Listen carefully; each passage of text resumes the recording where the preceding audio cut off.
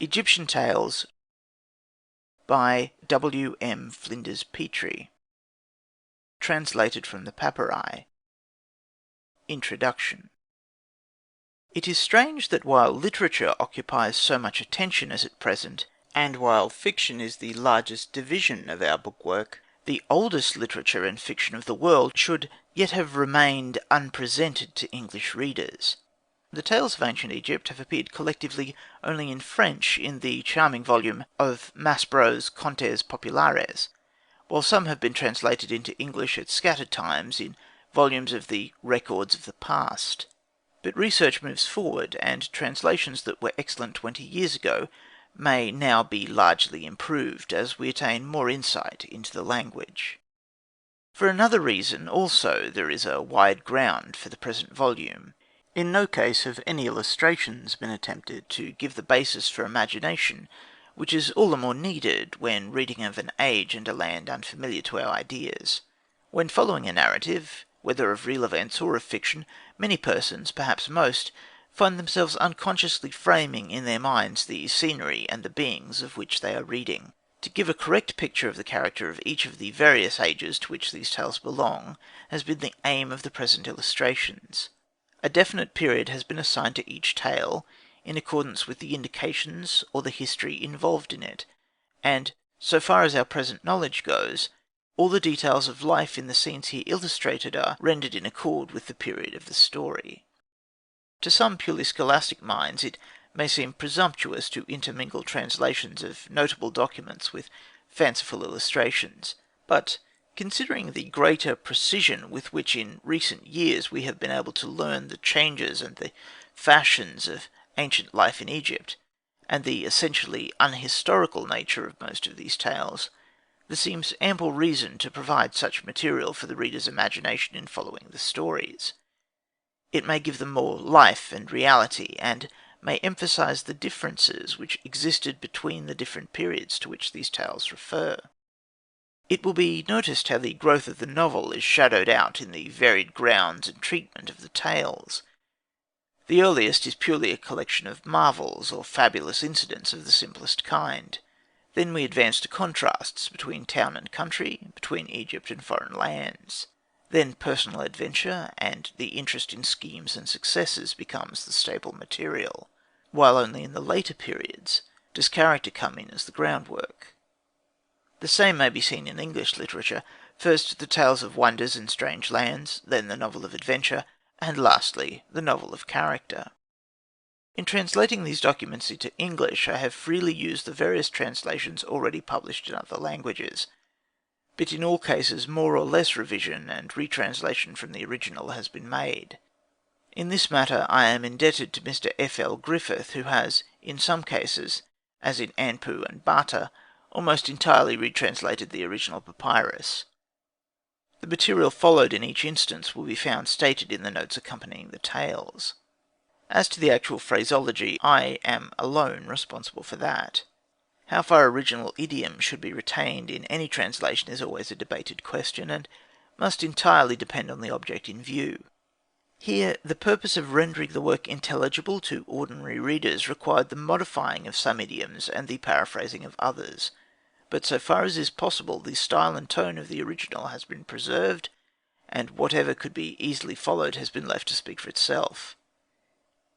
In many plainnesses of speech the old Egyptian resembled the modern Oriental or our own forefathers, more than ourselves in this age of squeamishness as yet unparalleled in the world.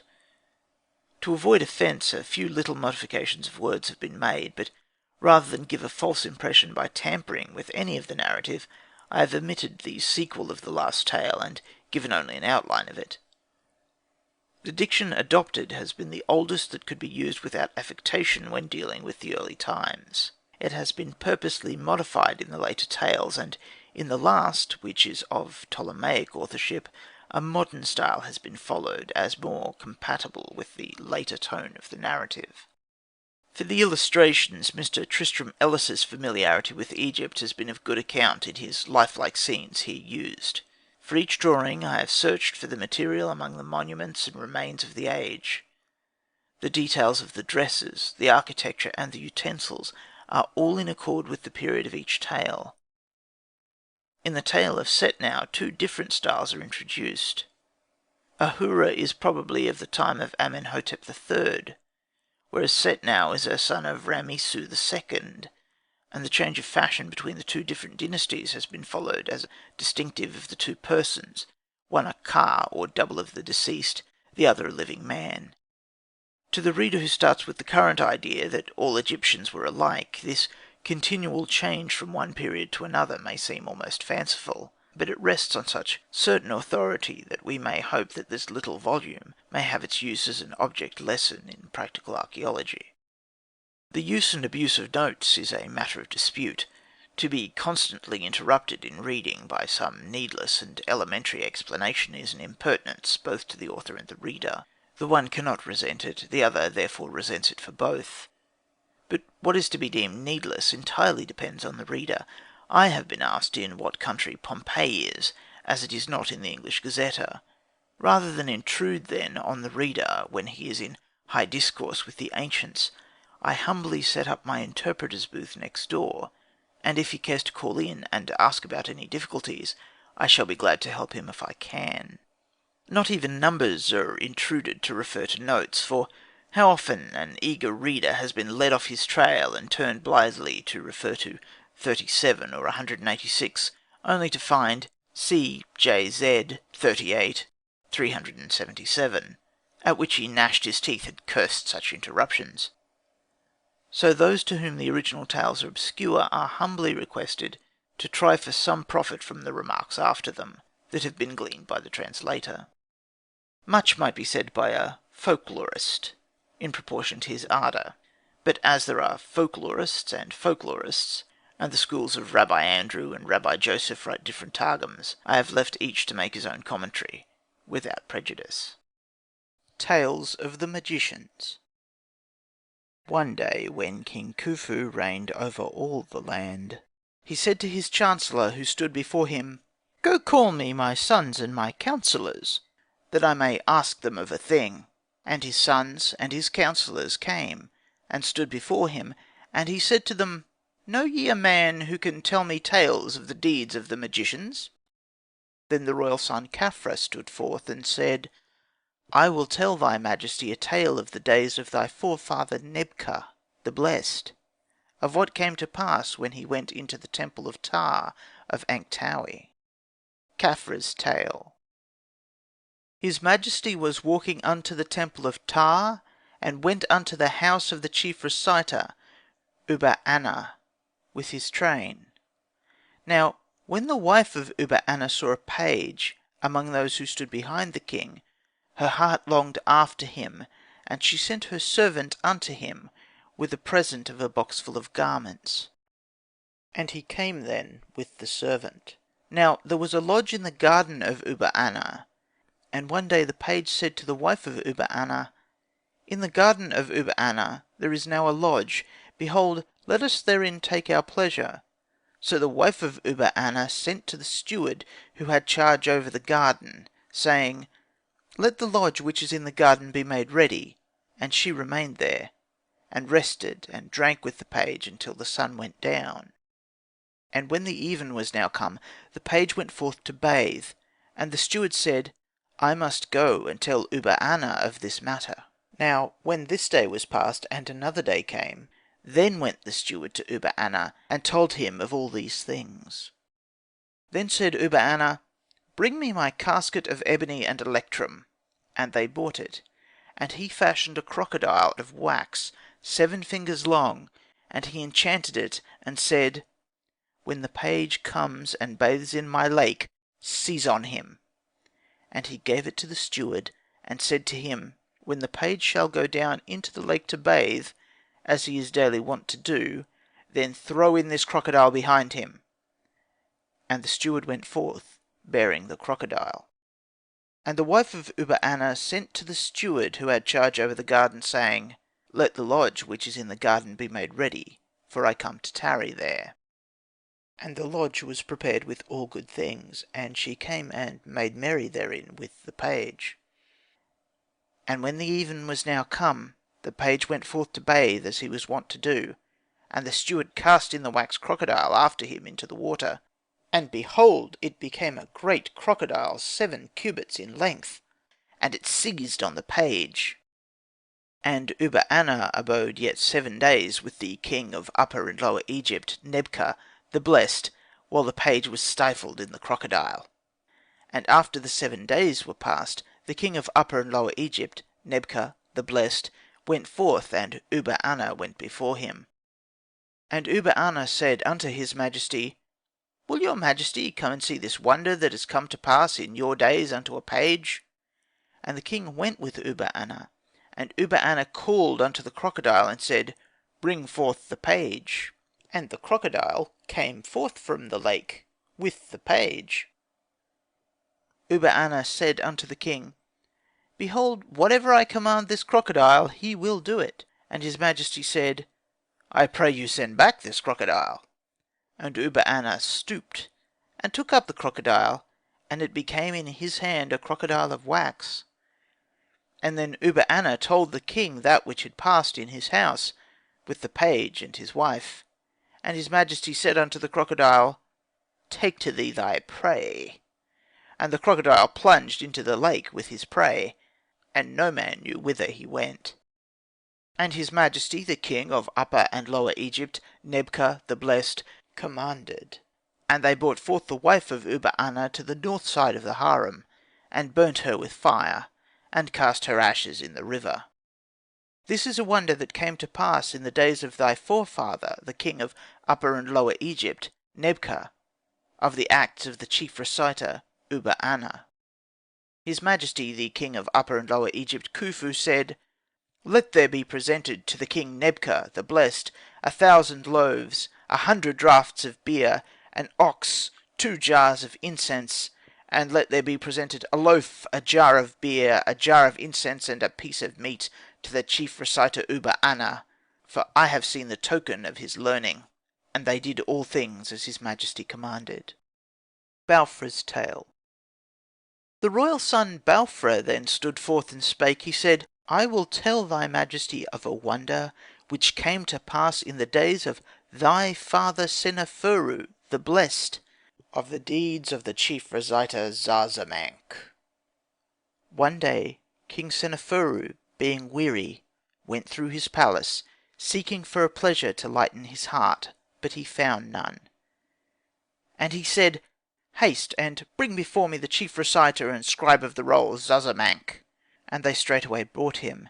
And the king said, I have sought in my palace for some delight, but I have found none. Then said Zazamank to him, Let thy majesty go upon the lake of the palace, and let there be made ready a boat, with all the fair maidens of the harem of thy palace, and the heart of thy majesty shall be refreshed with the sight, in seeing their rowing up and down the water, and seeing the goodly pools of the birds upon the lake, and beholding its sweet fields and grassy shores. Thus will thy heart be lightened, and I also will go with thee. Bring me 20 oars of ebony inlaid with gold, with blades of light wood inlaid with electrum, and bring me 20 maidens fair in their limbs, their bosoms, and their hair, all virgins, and bring me 20 nets, and give these nets unto the maidens for their garments. And they did according to all the commands of his majesty. And they rowed down the stream and up the stream, and the heart of his majesty was glad with the sight of their rowing. But one of them, at the steering, struck her hair, and her jewel of new malachite fell into the water, and she ceased her song, and rowed not, and her companions ceased, and rowed not. And his majesty said, Row you not further? And they replied, Our little steerer here stays, and rows not. His majesty then said to her, Wherefore rowest thou not? She replied, It is for my jewel of new malachite, which is fallen in the water. And he said to her, Row on, for, behold, I will replace it. And she answered, But I want my own piece back in its setting. And his majesty said, Haste, bring me the chief reciter Zazamank. And they brought him. And his majesty said, Zazamank, my brother, I have done as thou sayest, and The heart of his majesty is refreshed with the sight of their rowing. But now a jewel of new malachite of one of the little ones is fallen in the water, and she ceases and rows not, and she has spoilt the rowing of her side. And I said to her, Wherefore rowest thou not? And she answered me, It is for my jewel of new malachite which is fallen in the water. I replied to her, Row on, for, behold, I will replace it. And she answered to me, But I want my own piece back again in its setting. Then the chief reciter Zazamankh spake his magic speech, and he placed one part of the waters of the lake upon the other, and discovered the jewel lying upon a shard, and he took it up, and gave it unto its mistress. And the water, which was 12 cubits deep in the middle, reached now to 24 cubits after he turned it. And he spake, and used his magic speech, and he brought again the water of the lake to its place. And his majesty spent a joyful day with the whole of the royal house. Then rewarded he the chief reciter Zazamankh with all good things. Behold, this is a wonder that came to pass in the days of thy father, the king of Upper and Lower Egypt, Seneferu, of the deeds of the chief reciter, the scribe of the rolls, Zazamankh. Then said the majesty of the king of Upper and Lower Egypt, Khufu the blessed, Let there be presented an offering of 1,000 cakes, 100 draughts of beer, an ox, and 2 jars of incense, to the king of Upper and Lower Egypt, Seneferu the blessed. And let there be given a loaf, a jar of beer, and a jar of incense to the chief reciter, the scribe of the rolls, Zazamankh, for I have seen the token of his learning. And they did all things as his majesty commanded. Hordedef's tale. The royal son Hordedef then stood forth and spake. He said, Hitherto hast thou only heard tokens of those who have gone before, and of which no man knoweth their truth. But I will show thy majesty a man of thine own days. And his majesty said, Who is he, Hordedef? And the royal son Hordedef answered, It is a certain man named Dedi, who dwells at Dednesferu. He is a man of 110 years old, and he eats 500 loaves of bread, and a side of beef, and drinks 100 draughts of beer unto this day. He knows how to restore the head that is smitten off. He knows how to cause the lion to follow him, trailing his halter on the ground. He knows the designs of the dwelling of Tahuti. The majesty of the king of Upper and Lower Egypt, Khufu the blessed, has long sought for the designs of the dwelling of Tahuti, that he may make the like of them in his pyramid. And his majesty said, Thou thyself, Hordedef, my son, bring him to me. Then were the ships made ready for the king's son Hordedef, and he went up the stream to Dednesferu. And when the ships had moored at the haven, he landed, and sat him in a litter of ebony, the poles of which were of cedar wood overlaid with gold. Now when he drew near to Dedi, they set down the litter, and he arose to greet Dedi, and found him lying on a palm stick couch at the door of his house. One servant held his head and rubbed him, and another rubbed his feet. And the king's son Hordedef said, Thy state is that of one who lives to good old age. For old age is the end of our voyage, the time of embalming, the time of burial. Lie then in the sun, free of infirmities, without the babble of dotage. This is the salutation to worthy age. I come from far to call thee, with a message from my father, Khufu the blessed. For thou shalt eat of the best which the king gives, and of the food which those have who follow after him, that he may bring thee in good estate to thy fathers, who are in the tomb. And Dedi replied to him, Peace to thee, Hordedef, son of the king, beloved of his father. May thy father Khufu the blessed praise thee. May he advance thee amongst the elders. May thy car prevail against the enemy. May thy soul know the right road to the gate of him who clothes the afflicted. This is the salutation to the king's son. Then the king's son Hordedef stretched forth his hands to him, and raised him up, and went with him to the haven, giving unto him his arm. Then said Dedi, Let there be given me a boat, to bring me my youths and my books. and they made ready for him 2 boats with their rowers. And Dedi went down the river in the barge, in which was the king's son Hordedef. And when he had reached the palace, the king's son Hordedef entered in to give account unto his majesty the king of Upper and Lower Egypt. Then said the king's son Hordedef, O king, life, wealth, and health, my lord, I have brought Dedi. His majesty replied, Bring him to me speedily. And his majesty went into the hall of columns of Pharaoh, life, wealth, and health. And Dedi was led before him, and his majesty said, Wherefore is it, Dedi, that I have not yet seen thee? And Dedi answered, He who is called it is that comes. The king, life, wealth, and health, calls me, and behold, I come. And his majesty said, Is it true that which men say, that thou canst restore the head which is smitten off? And Dedi replied, Truly I know that, O king, life, wealth, and health, my lord. And his majesty said, Let one bring me a prisoner who is in prison, that his punishment may be fulfilled. And Dedi said, Let it not be a man, O king, my lord. Behold, we do not even thus to our cattle. And a duck was brought unto him, and its head was cut off. And the duck was laid on the west side of the hall, and its head on the east side of the hall.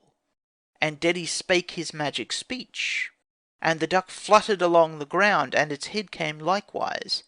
And when it had come part to part, the duck stood, and quacked. And they brought likewise a goose before him, and he did even so unto it. His majesty caused an ox to be brought, and its head cast on the ground. And Dedi spake his magic speech, and the ox stood upright behind him, and followed him with his halter trailing on the ground. And King Khufu said, And is it true what is said, that thou knowest the number of the designs of the dwelling of Tahuti? And Dedi replied, Pardon me, I know not their number, O king, life, wealth, and health, but I know where they are. And his majesty said, Where is that? And Dedi replied, There is a chest of whetstone in a chamber named the Plan Room in Heliopolis. They are in this chest. And Dedi said further unto him, O king, life, wealth, and health, my lord, it is not I that is to bring them to thee. And his majesty said, Who then is it that shall bring them to me? And Dedi answered to him, It is the eldest of the 3 children who are in the body of Rud Didet, who shall bring them to thee. And his majesty said, Would that it may be as thou sayest. And who is this Rud Didet? And Dedi replied, She is the wife of a priest of Ra, lord of Sakhebu. And she has conceived these 3 sons of Ra, lord of Sakhebu, and the god has promised her that they shall fulfil this noble office of reigning over all this land, and that the eldest of them shall be high priest in Heliopolis. And his majesty's heart became troubled for this. But Dedi spake unto him, What is this that thou thinkest, O king, life, wealth, and health, my lord? Is it because of these 3 children? I tell thee thy son shall reign, and thy son's son, and then one of them. His majesty said, And when shall Rud Didet bear these? And he replied, She shall bear them on the 26th of the month Tybi. And his majesty said, When the banks of the canal of Letopolis are cut, I will walk there, that I may see the temple of Ra, lord of Sakhebu. And Dedi replied, Then I will cause that there be 4 cubits of water by the banks of the canal of Letopolis. When his majesty returned to his palace, his majesty said, Let them place Dedi in the house of the royal son Hordedef, that he may dwell with him, and let them give him a daily portion of 1,000 loaves, 100 draughts of beer, an ox, and 100 bunches of onions. And they did everything as his majesty commanded. And one day it came to pass that Rud Didet felt the pains of birth, and the majesty of Ra, lord of Sakhebu, said unto Isis, to Nebhat, to Meskhent, to Hact, and to Khnumu, Go ye, and deliver Rud Didet of these 3 children that she shall bear, who are to fulfil this noble office over all this land, that they may build up your temples, furnish your altars with offerings, supply your tables of libation, and increase your endowments. Then went these deities. Their fashion they made as that of dancing girls, and Numu was with them as a porter. They drew near unto the house of Ra-Usa, and found him standing with his girdle fallen. And they played before him with their instruments of music. But he said unto them, My ladies, behold, there is a woman who feels the pains of birth. They said to him, Let us see her, for we know how to help her. And he replied, Come then. And they entered in straightway to Rud didet, and they closed the door on her and on themselves. Then Isis stood before her, and Nebhat stood behind her, and Hact helped her. And Isis said, O child, by thy name of Useref, do not do violence. And the child came upon her hands, as a child of a cubit. Its bones were strong, the beauty of its limbs was like gold, and its hair was like true lapis lazuli. They washed him and prepared him, and placed him on a carpet on the brickwork. Then Meskhent approached him and said, This is a king who shall reign over all the land. And Numu gave strength to his limbs. Then Isis stood before her, and Nebhat stood behind her, and Hact helped her. And Isis said, O child, by thy name of Sarah, stay not in her. Then the child came upon her hands, a child of a cubit. Its bones were strong, the beauty of its limbs was like gold, and its hair was like true lapis lazuli. They washed him and prepared him, and laid him on a carpet on the brickwork. Then Meskhent approached him and said, This is a king who shall reign over all the land. And Numu gave strength to his limbs. Then Isis stood before her, and Nebhat stood behind her, and Hact helped her. And Isis said, O child, by thy name of Kaku remain not in darkness in her. And the child came upon her hands, a child of a cubit. Its bones were strong, the beauty of its limbs was like gold, and its hair was like true lapis lazuli. And Meskhent approached him, and said, This is a king who shall reign over all the land. And Numu gave strength to his limbs, and they washed him and prepared him, and laid him on a carpet on the brickwork. And the deities went out, having delivered Rud didet of the 3 children. And they said, Rejoice, O Ra-Usa, for, behold, 3 children are born unto thee. And he said unto them, My ladies, and what shall I give unto ye? Behold, give this bushel of barley here unto your porter, that ye may take it as your reward to the brewhouse. And Numu loaded himself with the bushel of barley. And they went away toward the place from which they came. And Isis spake unto these goddesses, and said, Wherefore have we come without doing a marvel for these children, that we may tell it to their father who has sent us? Then made they the divine diadems of the king, life, wealth, and health, and laid them in the bushel of barley. And they caused the clouds to come with wind and rain. And they turned back again unto the house. And they said, Let us put this barley in a closed chamber sealed up, until we return northward dancing. And they placed the barley in a closed chamber. And Rud didet purified herself with purification of 14 days. And she said to her handmaid, Is the house made ready? And she replied, All things are made ready, but the brewing barley is not yet brought. And Rud didet said, Wherefore is the brewing barley not yet brought? And the servant said, It would all of it long since be ready, if the barley had not been given to the dancing girls, and lay in the chamber under their seal. Rud didet said, Go down and bring of it, and Ra-Usa will give them in its stead, when he shall come. And the handmaid went, and opened the chamber, and she heard talking and singing, music and dancing, quavering, and all things which are performed for a king in his chamber.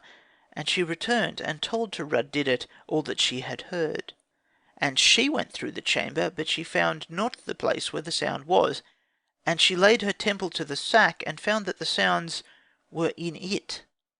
She placed it in a chest, and put that in another locker, and tied it fast with leather, and laid it in the storeroom where the things were, and sealed it. And Ra-Usa came from the field, and Rud didet repeated unto him these things.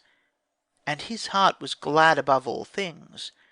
And they sat down and made a joyful day. And after these days it came to pass that Rud didet was wroth with her servant, and beat her with stripes. And the servant said unto those that were in the house, Shall it be done thus to me? She has borne 3 kings, and I will go and tell this to his majesty King Khufu the Blessed. And she went, and found the eldest brother of her mother, who was binding his flax on the floor. And he said to her, Whither goest thou, my little maid? And she told him of all these things. And her brother said to her, Wherefore comest thou thus to me? Shall I agree to treachery? And he took a bunch of flax to her, and laid on her a violent blow. And the servant went to fetch a handful of water, and a crocodile carried her away. Her uncle went therefore to tell of this to Rud didet, and he found Rud didet sitting, her head on her knees, and her heart beyond measure sad. And he said to her, My lady, why makest thou thy heart thus? And she answered, It is because of this little wretch that was in the house. Behold, she went out, saying, I will go and tell it. And he bowed his head unto the ground, and said, My lady, she came and told me of these things, and made her complaint unto me. And I laid on her a violent blow, and she went forth to draw water, and a crocodile carried her away. The rest of the tale is lost. Remarks. The tales of the magicians are preserved only in a single copy, and of that the beginning is entirely lost. The papyrus was brought from Egypt by an English traveller, and was purchased by the Berlin Museum from the property of Lepsius, who had received it from the owner, Mr. Westcar. Hence it is known as the Westcar Papyrus. It was written probably in the 12th dynasty, but doubtless embodied tales which had been floating for generations before about the names of the early kings. It shows us probably the kind of material that existed for the great recension of the pre-monumental history made in the time of Seti I. Those ages of the first 3 dynasties were as long before that recension as we are after it, and this must always be remembered in considering the authority of the Egyptian records. This papyrus has been more thoroughly studied than most, perhaps more than any other. Ehrman has devoted 2 volumes to it, publishing the whole in photographic facsimile, transcribed in hieroglyphs, transcribed in the modern alphabet, translated literally, translated freely, commented on and discussed word by word, with a complete glossary of all words used in it. This exhaustive publication is named De Machen des Papyrus Westcar. Moreover, Maspero has given a current translation in the Contes Populaires, 2nd edition, pages 53 to 86. The scheme of these tales is that they are all told to King Khufu by his sons, and as the beginning is lost, 8 lines are here added to explain this and introduce the subject. The actual papyrus begins with the last few words of a previous tale concerning some other magician under an earlier king. Then comes the tale of Khafra, next that of Balfra, and finally that of Hordedef. It need hardly be said that these tales are quite fictitious. The king and his successor Khafra are real, but the other sons cannot be identified, and the confusion of supposing 3 kings of the 5th dynasty to be triplets, born early in the 4th dynasty, shows what very vague ideas of their own history the Egyptians had when these tales were formed. This does not prevent our seeing that they embodied some very important traditions, and gives us an unequalled picture of the early civilization. In the earliest tale of the 3, there seems at first sight merely a sketch of faithlessness and revenge, but there is probably much more in it. To read it aright, we must bear in mind the position of woman in ancient Egypt. If in later ages Islam has gone to the extreme of man determining his own divorce at a word, in earlier times almost the opposite system prevailed. All property belonged to the woman. All that a man could earn or inherit was made over to his wife, and families always reckoned back further on the mother's side than the father's. As the changes in historical times have been in the direction of men's rights, it is very unlikely that this system of female predominance was invented or introduced, but rather that it descends from primitive times. In this tale we see, then, at the beginning of our knowledge of the country, the clashing of 2 different social systems. The reciter is strong for men's rights. He brings destruction on the wife, and never even gives her name, but always merely calls her the wife of Uba-Anna. But behind all this, there is probably the remains of a very different system. The servant employed by the mistress seems to see nothing outrageous in her proceedings. Even the steward, who is on the master's side, waits a day or two before reporting matters. When we remember the supremacy in property and descent which women held in Egypt, and then read this tale, it seems that it belongs to the close of a social system like that of the Nairs, in which the lady makes her selection, with variations from time to time.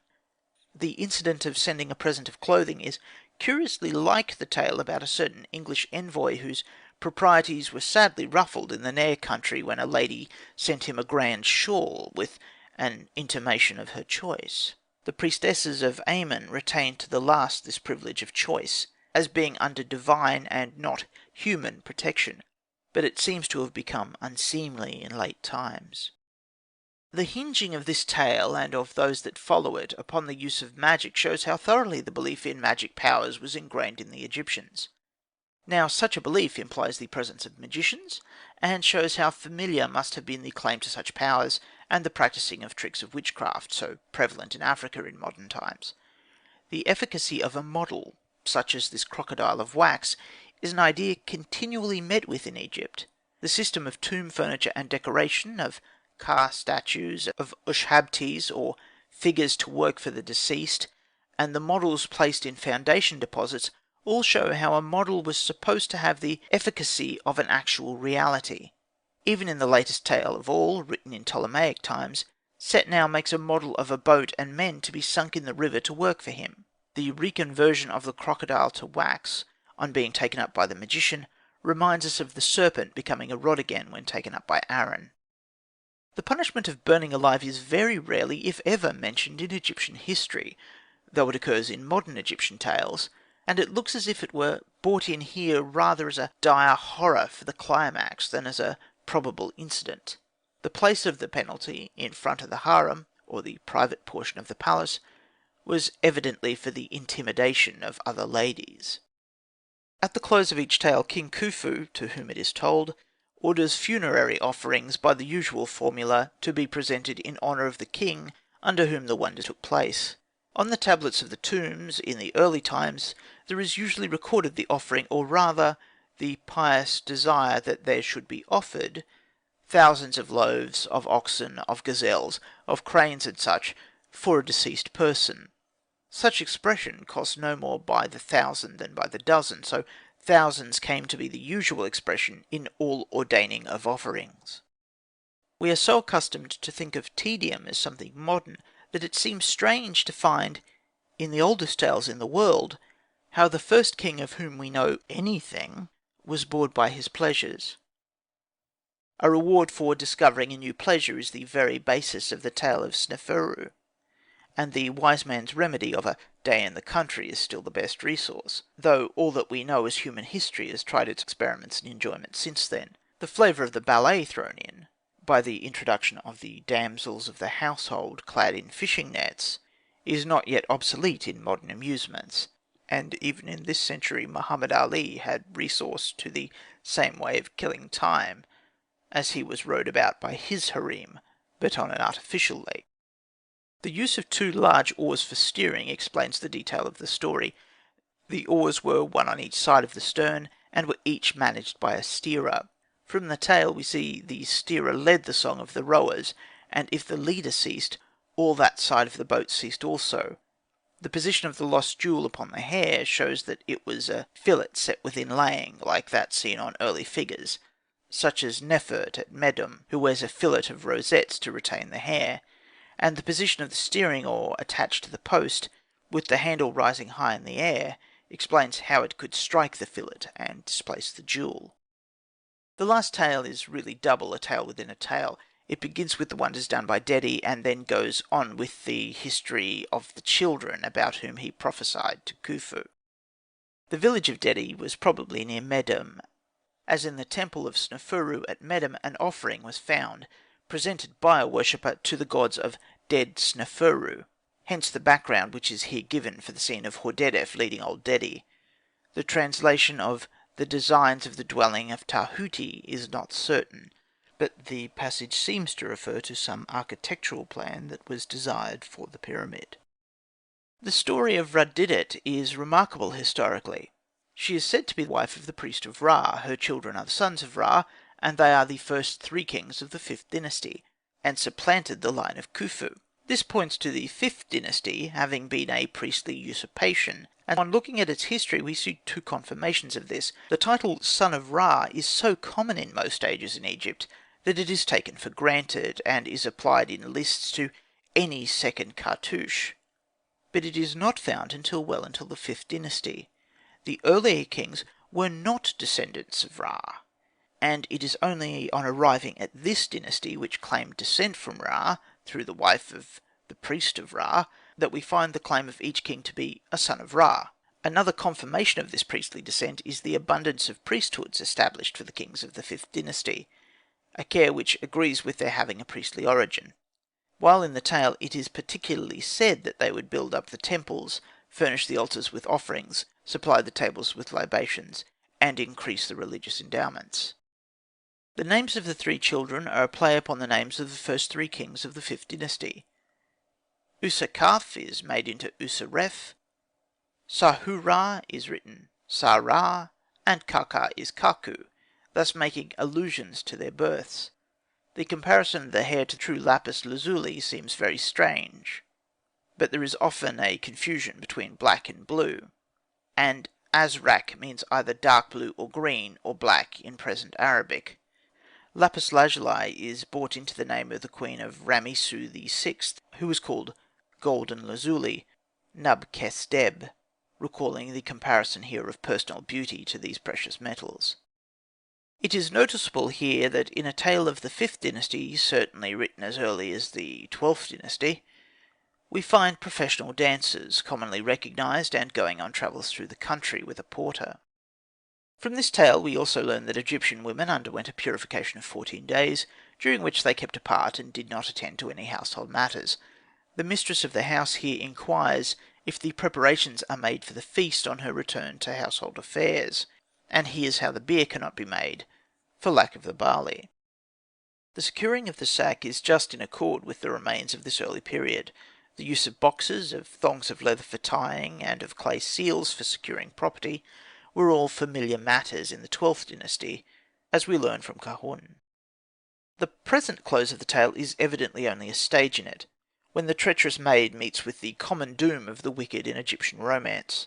How it was continued is a matter of speculation, but Khufu ought certainly to reappear, and to order great rewards for Dedi, who up to this has only had maintenance on his requisite scale provided for him. Yet it is imperative that the children shall be saved from his wrath, as they are the kings of the 5th dynasty. There may be a long episode lost of their flight and adventures. One reference to a date needs notice. The 25th of the month Tibi is said to be the predicted birthday of the children, and Khufu refers to going to Sakhebu about that time, apparently, when the banks of the canal are cut and the land was drying after the inundation, whereon Dedi threatens that the water shall still be deep there. This points to the 25th Tibi being about the close of the inundation.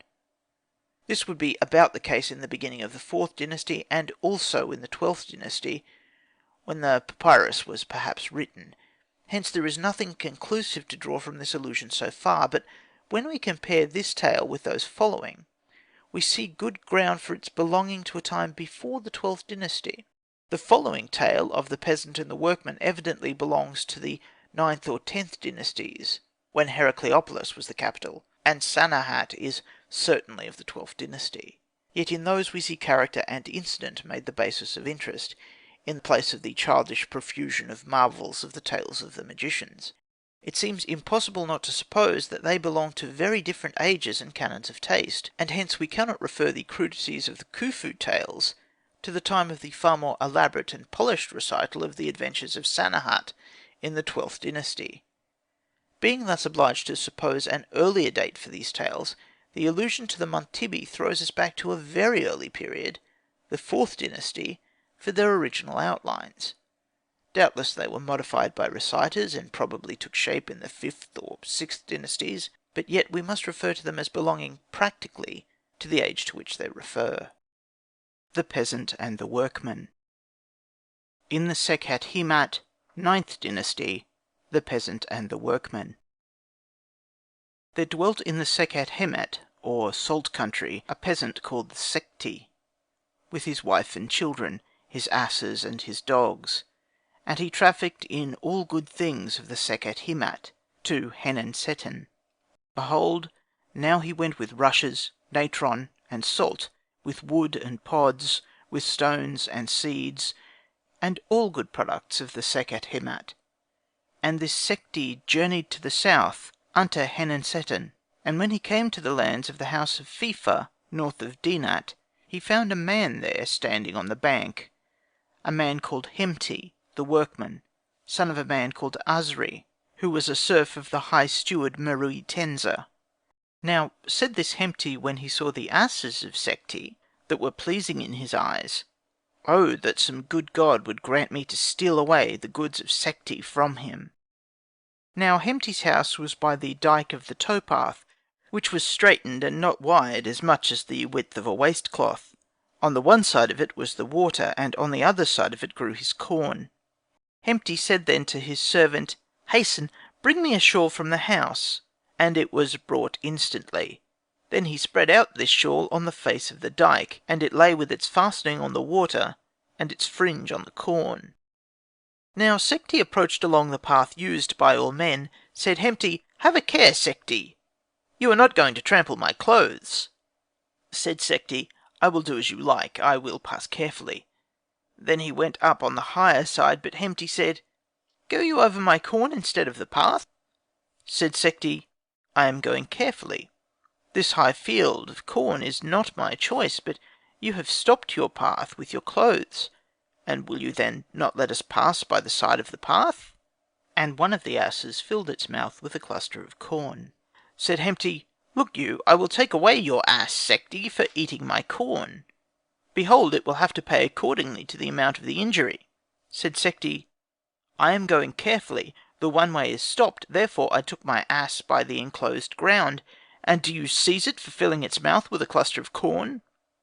Moreover, I know unto whom this domain belongs, even unto the Lord Steward Meruitensa. He it is who smites every robber in this whole land, and shall I then be robbed in his domain?" Said Hemti, "This is the proverb which men speak, a poor man's name is only his own matter. I am he of whom ye spake, even the Lord Steward of whom you think." Thereupon he took to him branches of green tamarisk, and scourged all his limbs, took his asses, and drave them into the pasture. And Sekhti wept very greatly by reason of the pain of what he had suffered. Said Hemti, "Lift up not your voice, Sekhti, or you shall go to the demon of silence." Sekhti answered, "You beat me, you steal my goods, and now would take away even my voice, O demon of silence? If you will restore my goods, then I will cease to cry out at your violence." Sekhti stayed the whole day petitioning Hemti, but he would not give ear unto him. And Sekhti went his way to Kenensuten to complain to Lord Steward Meruitensa. He found him coming out of the door of his house to embark on his boat, that he might go to the judgment hall. Sekhti said, "Ho, turn, that I may please thy heart with this discourse. Now at this time let one of thy followers, whom thou wilt, come to me, that I may send him to thee concerning it." The Lord Steward Meruitensa made his follower, whom he chose, go straight unto him, and Sekhti sent him back with an account of all these matters.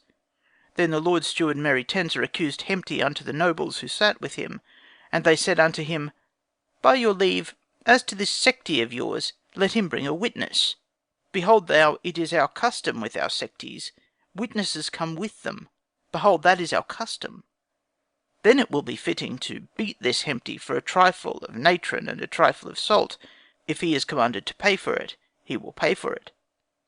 But the high steward Meruitensa held his peace, for he would not reply unto these nobles, but would reply unto the Sekhti. Now Sekhti came to appeal to the Lord Steward Meruitensa, and said, "O my Lord Steward, greatest of the great, guide of the needy, when thou embarkest on the lake of truth, mayest thou sail upon it with a fair wind. May thy mainsail not fly loose. May there not be lamentation in thy cabin. May not misfortune come after thee. May not thy mainstays be snapped. Mayest thou not run aground. May not the wave seize thee. Mayest thou not taste the impurities of the river. Mayest thou not see the face of fear. May the fish come to thee without escape. Mayest thou reach unto plump waterfowl. For thou art the orphan's father, the widow's husband, the desolate woman's brother, the garment of the motherless. Let me celebrate thy name in this land for every virtue, a guide without greediness of heart, a great one without any meanness, destroying deceit, encouraging justice, coming to the cry and allowing utterance. Let me speak, do thou hear and do justice, O praised whom the praised ones praise. Abolish oppression, behold me, I am overladen, reckon with me, behold me defrauded. Now the Sekhti made this speech in the time of the majesty of the king Nebka-enra, blessed. The Lord Steward Meruitensa went straightway to the king and said, My lord, I have found one of these Sekhti excellent of speech in very truth. Stolen are his goods, and he has come to complain to me of the matter. His majesty said, As thou wishest that I may see health, lengthen out his complaint, without replying to any of his speeches. He who desireth him to continue speaking should be silent. Behold, bring us his words in writing, that we may listen to them. But provide for his wife and children, and let the Sekhti himself also have a living. Thou must cause one to give him his portion, without letting him know that thou art he who is giving it to him. There were given to him 4 loaves and 2 draughts of beer each day, which the Lord Steward Meruitensa provided for him, giving it to a friend of his, who furnished it unto him. Then the Lord Steward Meruitensa sent the governor of Sekhet-Hemat to make provision for the wife of the Sekhti, 3 rations of corn each day. Then came the Sekhti a second time, and even a third time, unto the Lord Steward Meruitensa. But he told 2 of his followers to go unto the Sekhti, and seize him, and beat him with staves. But he came again unto him, even unto 6 times, and said, My lord steward, destroying deceit and encouraging justice, raising up every good thing and crushing every evil, as plenty comes removing famine, as clothing covers nakedness, as clear sky after storm warms the shivering, as fire cooks that which is raw, as water quenches the thirst, look with thy face upon my lot. Do not covet, but content me without fail. Do the right, and do not evil. But yet Meruitensa would not hearken unto his complaint, and the Sekhti came yet and yet again, even unto the 9th time. Then the Lord Steward told 2 of his followers to go unto the Sekhti, and the Sekhti feared that he should be beaten, as at the 3rd request. But the Lord Steward Meruitensa said unto him, Fear not, Sekhti, for what thou hast done. The Sekhti has made many speeches delightful to the heart of his majesty, and I take an oath, as I eat bread and as I drink water, that thou shalt be remembered to eternity. Said the Lord Steward, Moreover, thou shalt be satisfied when thou shalt hear of thy complaints. He caused to be written on a clean roll of papyrus each petition to the end, and the Lord Steward Meruitensa sent it to the majesty of the king Nebka-enra, blessed, and it was good to him more than anything that is in the whole land. But his majesty said to Meruitensa, Judge it thyself, I do not desire it.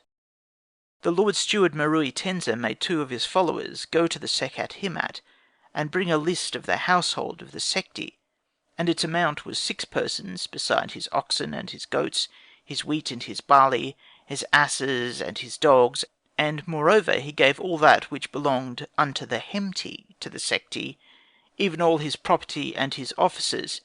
And the Sekhti was beloved of the king more than all his overseers, and ate of all the good things of the king, with all his household. Remarks. Of the tale of the peasant and the workman 3 copies, more or less imperfect, remain to us. At Berlin are 2 papyri, numbers 2 and 4, containing parts of the tale, published in facsimile in the Denkmaler of Lepsius, volume 6, pages 108 to 110 and 113, while portions of another copy exist in the Butler papyrus and lately fragments of the same have been collated in the collection of Lord Amherst of Hackney. These last have been published in the Proceedings of the Society of Biblical Archaeology, Volume 14, page 558. The number of copies seem to show that this was a popular tale in early times. It is certainly of a more advanced type than the earlier tales of magic, though it belongs to a simpler style than the tales which follow. It has been translated partially by Chabas and Goodwin, and also by Maspero, but most completely by Griffin in the Proceedings of the Society of Biblical Archaeology, referred to above. The beginning of the tale is lost in all the copies, and an introductory sentence is here added in brackets to explain the position of affairs at the opening of the fragment. The essence of the tale is the difference in social position between the secti, or peasant, and the hempti, or workman, the fellah and the client of the noble, and the impossibility of getting justice against a client unless by some extraordinary means of attracting his patron's attention is the basis of the action. There is not a single point of incident here which might not be true in modern times. Every turn of it seems to live as one reads it in view of country life in Egypt. The region of the tale is Henenseten, or Heracleopolis, now Arnas, a little south of the Fayum. This was the seat of the 9th and 10th dynasties, apparently ejected from Memphis by a foreign invasion of the Delta, and here it is that the high steward lives and goes to speak to the king. The district of the secti is indicated by his travelling south to Henenseten, and going with asses and not by boat. Hence we are led to look for the Sekat Himat, or salt country, in the borders of the Fayum lake, whence the journey would be southward, and across the desert. This lake was not regulated artificially until the 12th dynasty, and hence at the period of this tale it was a large sheet of water, fluctuating with each rise and fall of the Nile, and bordered by lagoons where rushes would flourish, and where salt and natron would accumulate during the dry season of each year. At the present time the lake of Fayum is brackish, and the cliffs which border it contain so much salt that rain pools which collect on them are not drinkable. The paths and roads of Egypt are not protected by law as in western countries. Each person encroaches on a path, or diverts it as may suit his purpose, only checked by the liberties taken by passers-by in trespassing if a path be insufficient. Hence it is very usual to see a house built over half a path, and driving the traffic into the field, or almost over the river bank. In this case the Hempti had taken in as much of the path as he could, and left but a narrow strip along the top of the canal bank. The frequent use of the public way for drying clothes, or spreading out property, gave the idea of choking the way altogether, and leaving no choice but trespassing on the crops. No sooner does a donkey pause, or even pass, by a field of corn than he snatches a mouthful, and in a delay or altercation such as this, the beast is sure to take the advantage. Donkeys carrying loads by cornfields are usually muzzled with rope nets to prevent their feeding, and even sheep and goats are also fended in the same way. The proverb, "a poor man's name is only his own matter," refers to the independent fellah having no patron or protector who will take up and defend his name from accusations, as the interests of clients and serfs would be protected. This being the case, Hempti therefore seizes on the property, and drives the asses into his own pasture field. The scene of Marui Tenza laying the case before the nobles who sat with him is interesting, as showing that even simple cases were not decided by one judge, but referred to a council. Similarly, Una lays stress on the private trial of the queen being confided to him and only one other judge. Apparently referring cases to a bench of judges was the means of preventing corruption. The speeches of the secti were given at full length in the papyrus, but owing to injuries we cannot now entirely recover them. They are all in much the same strain, only the first and last are translated here, and the others are passed over. The style of these speeches was evidently looked on as eloquent in those days, and this papyrus really seems to show the time when long-drawn comparisons and flowery wishes were in fashion. It is far different from later compositions, as it is also from the earlier simple narration of crude marvels in the tales of the magicians. The close of the tale is defective, but from the remains it appears to have ended by the gift of the Hempti's property to the oppressed secti, and the triumph of the injured peasant. Going to Wawat. 12th Dynasty. The Shipwrecked Sailor. The wise servant said, "Let thy heart be satisfied, O Lord, for that we have come back to the country. After we have long been on board, and rowed much, the prow has at last touched land. All the people rejoice and embrace us, one after another. Moreover, we have come back in good health, and not a man is lacking. Although we have been to the ends of Wawat, and gone through the land of Senmut, we have returned in peace. And our land, behold, we have come back to it. Hear me, my lord, I have no other refuge. Wash thee, and turn the water over thy ringers, then go and tell the tale to the majesty." His lord replied, "Thy heart continues still its wandering words, but although the mouth of a man may save him, his words may also cover his face with confusion. Wilt thou do as thy heart moves thee? This thou wilt say, tell quietly." The sailor then answered, "Now I shall tell that which has happened to me, to my very self. I was going to the mines of Pharaoh, and I went down on the sea on a ship of 150 cubits long and 40 cubits wide, with 150 sailors of the best of Egypt, who had seen heaven and earth, and whose hearts were stronger than lions. They had said the wind would not be contrary, or that there would be none. But as we approached the land, the wind arose, and threw up waves 8 cubits high. As for me, I seized a piece of wood, but those who were in the vessel perished without one remaining. A wave threw me on an island. After that I had been 3 days alone, without a companion beside my own heart, I laid me in a thicket, and the shadow covered me. Then I stretched my limbs to try and find something for my mouth. I found there figs and grapes, all manner of good herbs, berries and grain, melons of all kinds, fishes and birds. Nothing was lacking, and I satisfied myself, and left on the ground that which was over, of what my arms had been filled wherewithal. I dug a pit, I lighted a fire, and I made a burnt offering unto the gods. Suddenly I heard a noise as of thunder, which I thought to be that of a wave of the sea. The trees shook, and the earth was moved. I uncovered my face, and I saw that a serpent drew near. He was 30 cubits long, and his beard greater than 2 cubits. His body was overlaid with gold, and his colour was that of true lazuli. He coiled himself before me. Then the serpent opened his mouth, while I lay on my face before him, and he said to me, "What has brought thee? What has brought thee, little one? What has brought thee? If thou sayest not speedily what has brought thee to this isle, I will make thee know thyself.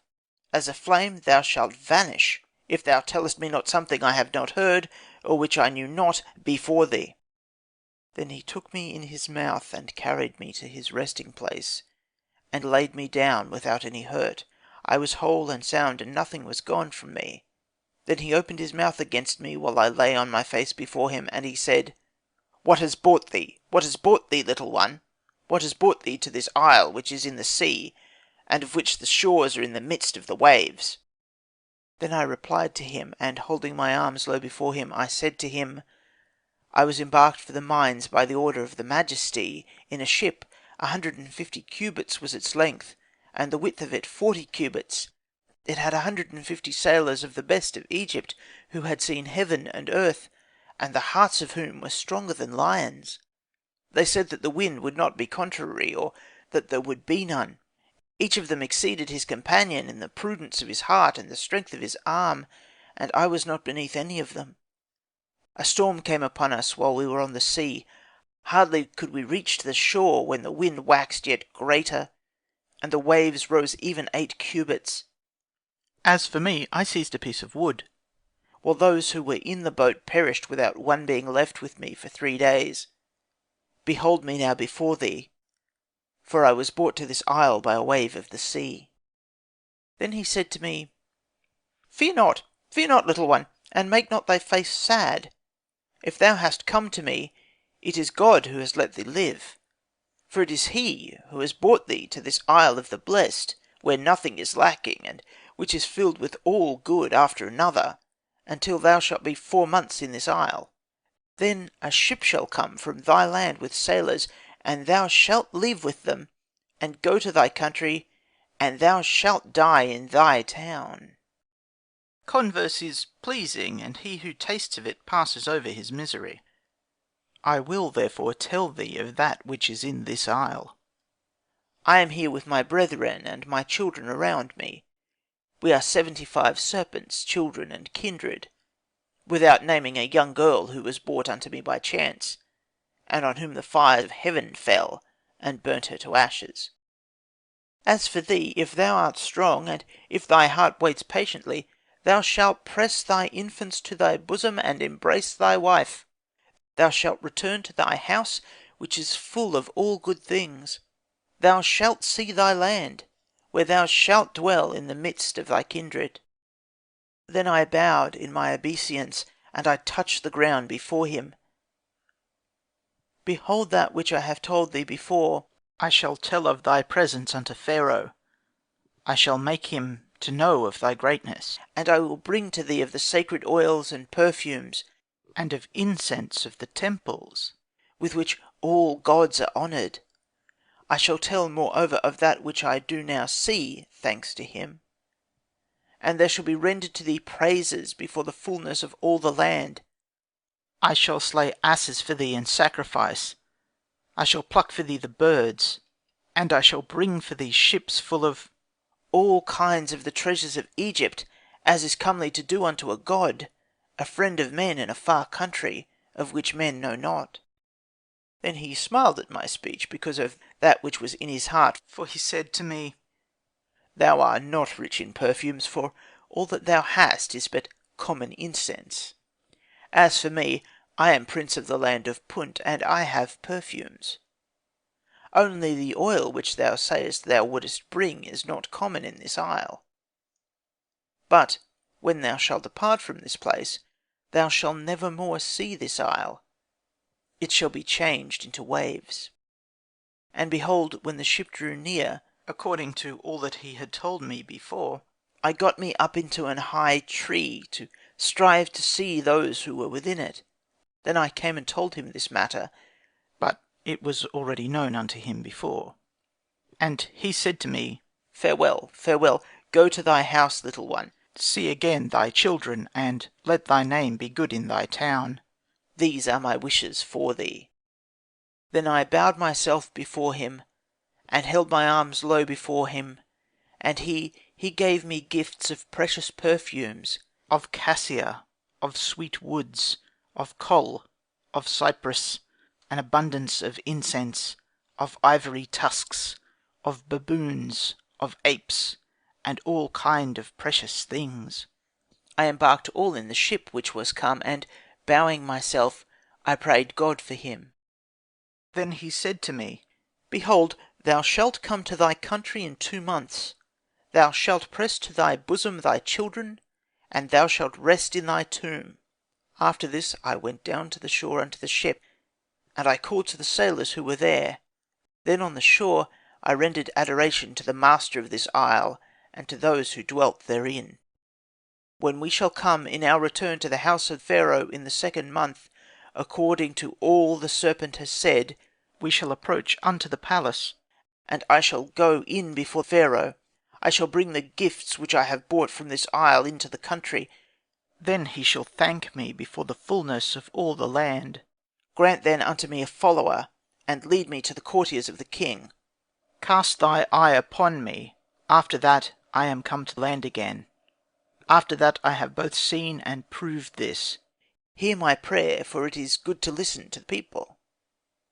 It was said unto me, Become a wise man, and thou shalt come to honour. And behold, I have become such. This is finished from its beginning unto its end, even as it was found in a writing. It is written by the scribe of cunning fingers, Ameni Amen Ah. May he live in life, wealth, and health. Remarks.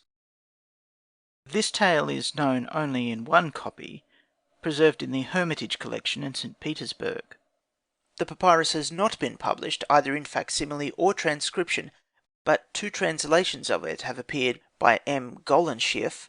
From the earlier a modified translation is given by Maspero in the Contes Populares, 2nd edition, pages 133 to 146, and the later translation is in M. Golinchieff's excellent Inventaire de la collection égyptienne, Hermitage Imperial, pages 177 to 182. The tale is that of a returned sailor, speaking to his superior, and telling his adventures, to induce him to send him on an introduction to the king. At first his master professes to disbelieve him, and then the sailor protests that this happened to himself, and gives his narrative. The idea of an enchanted island which has risen from the waves and will sink again is here found to be one of the oldest plots for a tale of marvels. But the construction is far more advanced than that of the tales of the magicians. The family of serpents and the manner of the great serpent is well conceived, and there are many fine touches of literary quality, such as the noise of thunder, the trees shaking, and the earth being moved at the appearance of the great serpent. The speeches of the serpent and his threat, the sailors who had seen heaven and earth, the contempt of the serpent for his offerings. As to me, I am prince of the land of Punt, and I have perfumes, and the scene of departure. All of these points show a firm hand and practised taste, although there is still a style of simplicity clinging to it, which agrees well with its date in the 12th dynasty. The great serpent is not of a type usual in Egyptian designs. The human-headed uraeus is seldom bearded, and the best example of such a monster is on an Ethiopian temple, where a great uraeus has human arms and a lion's head. The colours again repeat that favourite combination expressive of splendour, gold and lazuli. Though lazuli is very rare in early times, yet it certainly was known in the 12th dynasty, as shown by the forms of some beads of lazuli. The slaughter of asses in sacrifice is a very peculiar offering, and no sign of this is found in any representations or groups of offerings. The colophon of the copyist at the end shows by the style of the name that it belongs to the earlier part of the 12th dynasty, and if so, the composition might be referred to the opening of foreign trade under Sankara or Amenemhat I. 12th dynasty. The Adventures of Sanehat. The hereditary prince, royal seal-bearer, confidential friend, judge, keeper of the gate of the foreigners, true and beloved royal acquaintance, the royal follower Sanehat, says, I attended my lord as a follower of the king, of the house of the hereditary princess, the greatly favoured, the royal wife, Ankhet-Usertesen, who shares the dwelling of the royal son, Amen-Emhat, in Kanafer. In the 30th year, the month Paophi, the 7th day the god entered his horizon. The king Sihotep-Abra flew up to heaven and joined the sun's disk. The follower of the god met his maker. The palace was silenced, and in mourning the great gates were closed, the courtiers crouching on the ground, the people in hushed mourning. His majesty had sent a great army, with the nobles, to the land of the Temahu, Libya, his son and heir, the good king Usertesen, as their leader. Now he was returning, and had brought away living captives, and all kinds of cattle without end.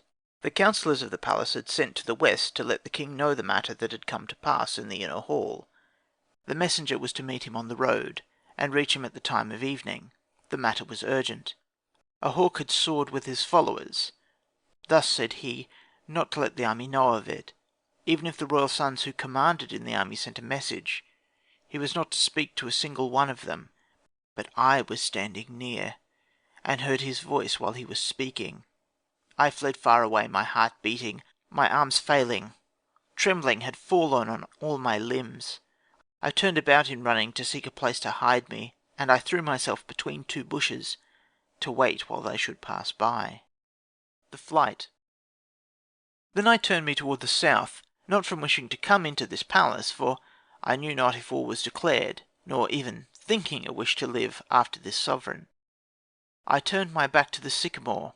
I reached Shisinaferu and rested on the open field. In the morning I went on and overtook a man who passed by the edge of the road. He asked me for mercy, for he feared me. By the evening I drew near to Kur Arau, and I crossed the river on a raft without a rudder. Carried over by the west wind, I passed over to the east to the quarries of Aku, and the land of the goddess Herit, mistress of the Red Mountain, Gebel Amar. Then I fled on foot, northward, and reached the walls of the prince, built to repel the Sati. I crouched in a bush for fear of being seen by the guards, changed each day, who watch on top of the fortress. I took my way by night, and at the lighting of the day I reached Peten. I turned me toward the valley of Kumur. Then thirst hastened me on.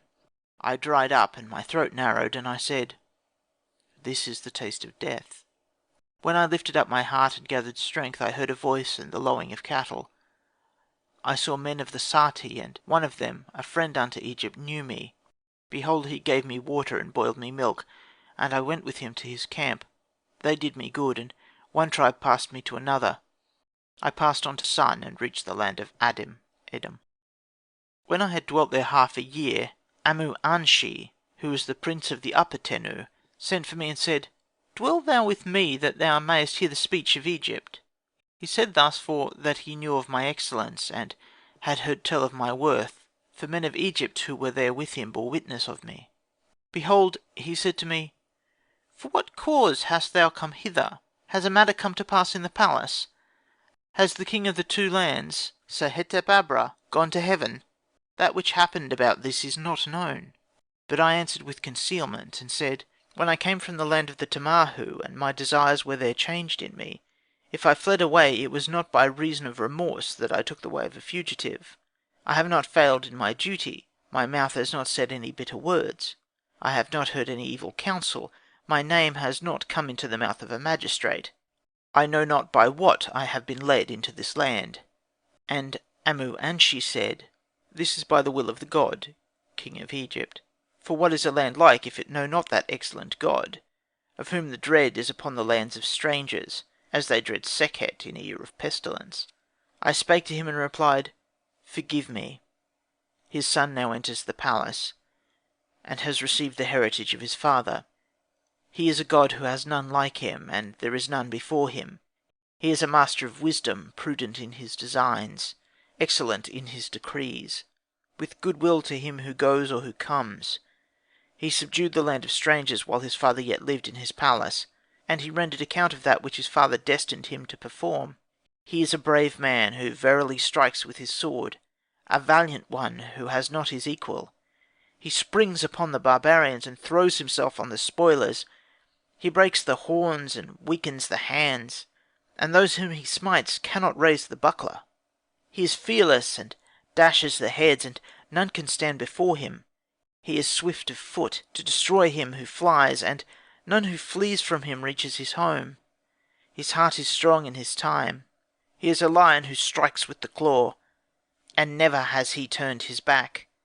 His heart is closed to pity, and when he sees multitudes, he leaves none to live behind him.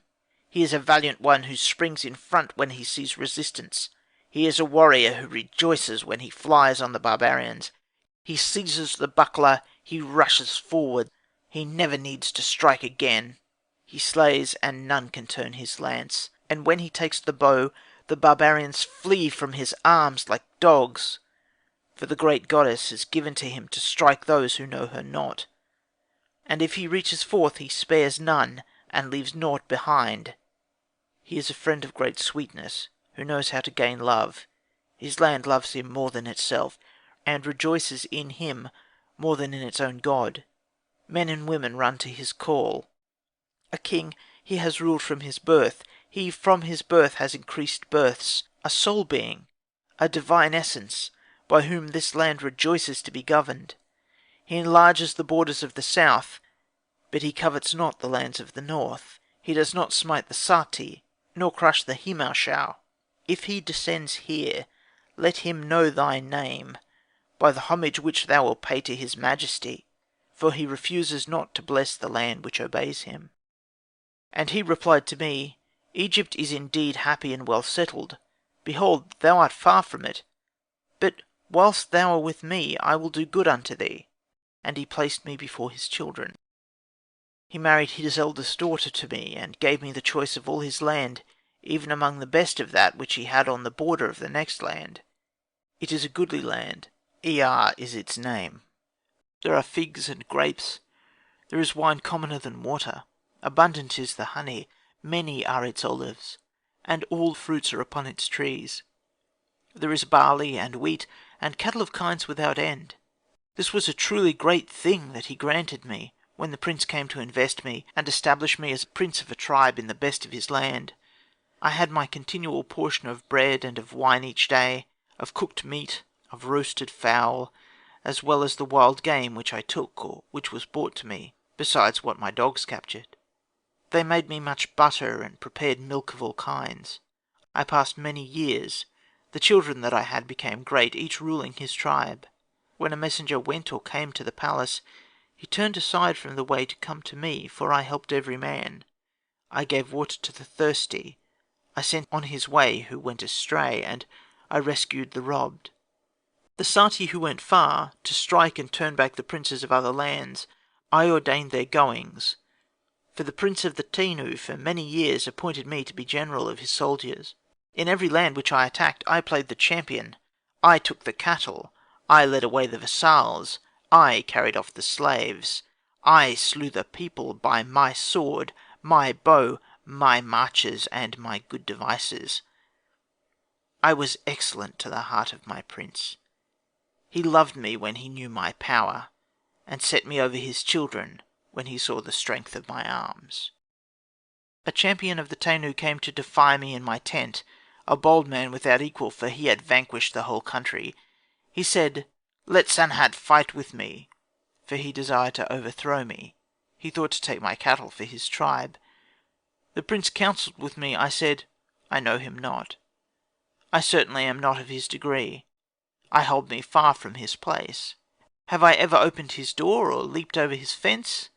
It is some envious jealousy from seeing me. Does he think I am like some steer among the cows, whom the bull overthrows? If this is a wretch who thinks to enrich himself at my cost, not a Badawi and a Badawi fit for fight, then let us put the matter to judgment. Verily a true bull loves battle, but a vainglorious bull turns his back for fear of contest. If he has a heart for combat, let him speak what he pleases. Will God forget what he has ordained? And how shall that be known? I lay down, and when I rested I strung my bow. I made ready my arrows. I loosed my poignard. I furbished my arms. At dawn the land of the Tenu came together. It had gathered its tribes, and called all the neighbouring people. It spake of nothing but the fight. Each heart burnt for me, men and women crying out, for each heart was troubled for me, and they said, "Is there another strong one who would fight with him? Behold, the adversary has a buckler, a battle-axe, and an armful of javelins." Then I drew him to the attack. I turned aside his arrows, and they struck the ground in vain. One drew near to the other, and he fell on me, and then I shot him. My arrow fastened in his neck. He cried out, and fell on his face. I drove his lance into him, and raised my shout of victory on his back, whilst all the men of the land rejoiced. I and his vassals, whom he had oppressed, gave thanks unto Mentu. This prince, Amuanshi, embraced me. Then I carried off his goods, and took his cattle. That which he had wished to do to me, I did even so unto him. I seized that which was in his tent. I spoiled his dwelling. As time went on, I increased the richness of my treasures, and the number of my cattle. Petition to the king of Egypt. Now behold what the god has done for me who trusted him. Having once fled away, now yet there is a witness of me in the palace. Having once fled away as a fugitive, now all the palace give unto me a good name. After that I have been dying of hunger, now I give bread to those around. I had left my land naked, and now I am clothed in fine linen. After having been a wanderer without followers, now I possess many serfs. My house is fine, my land wide. My memory is established in the temple of all the gods. And let this flight obtain thy forgiveness, that I may be appointed in the palace, that I may see the palace where my heart dwells. How great a thing it is that my body should be embalmed in the land where I was born. To return there is happiness. I have made offering to God to grant me this thing. His heart suffers who has run away unto a strange land. Let him hear the prayer of him who is far off, that he may revisit the place of his birth, and the place from which he removed. May the king of Egypt be gracious to me, that I may live in his favour, and I render my homage to the mistress of the land, who is in his palace. May I hear the news of her children. Thus will my limbs grow young again. Now old age comes, feebleness seizes me, my eyes are heavy, my arms are feeble, my legs will not move, my heart is slow. Death draws nigh to me, soon shall they lead me to the city of eternity. Let me follow the mistress of all, the queen, his former mistress. Lo, let her tell me the excellencies of her children. May she bring eternity to me. Then the majesty of King Kheperka, the blessed, spake unto this my desire that I had made to him. His majesty sent unto me with presents from the king, that he might enlarge the heart of his servant, like unto the province of any strange land. And the royal sons who were in the palace addressed themselves unto me. Copy of the decree which was brought to me who speak to you, to lead me back into Egypt. The Horus, life of births, lord of the crowns, life of births, king of Upper and Lower Egypt, Kheperka, son of the sun, Amen-Emhat, ever living unto eternity. Order for the follower Sanehat. Behold, this order of the king is sent to thee, to instruct thee of his will. Now, although thou hast gone through strange lands, from Adim to Tenu, and passed from one country to another at the wish of thy heart, behold, what hast thou done, or what hast been done against thee, that is amiss?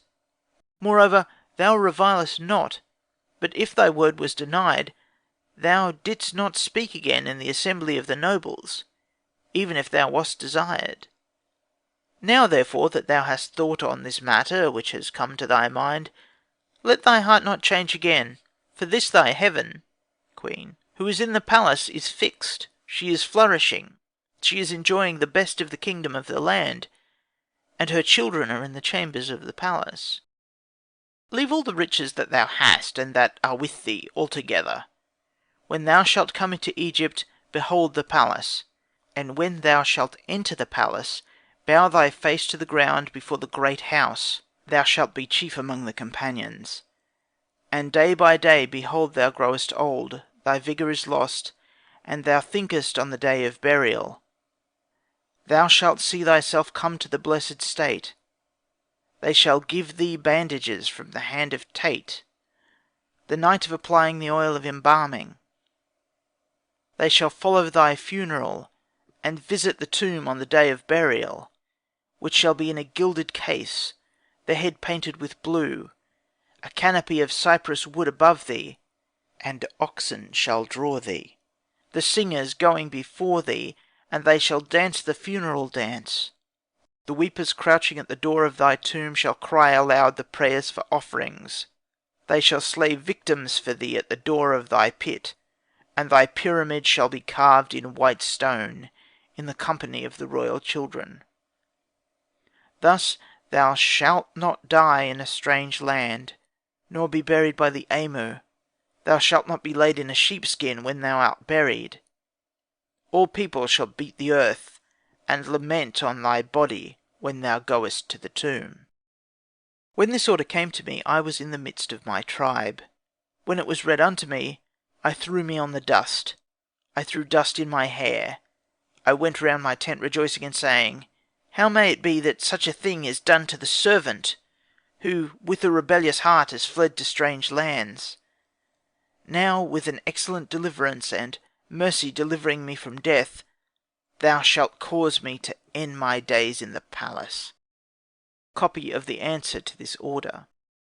The follower Sanehat says, In excellent peace above everything, consider of this flight that he made here in his ignorance.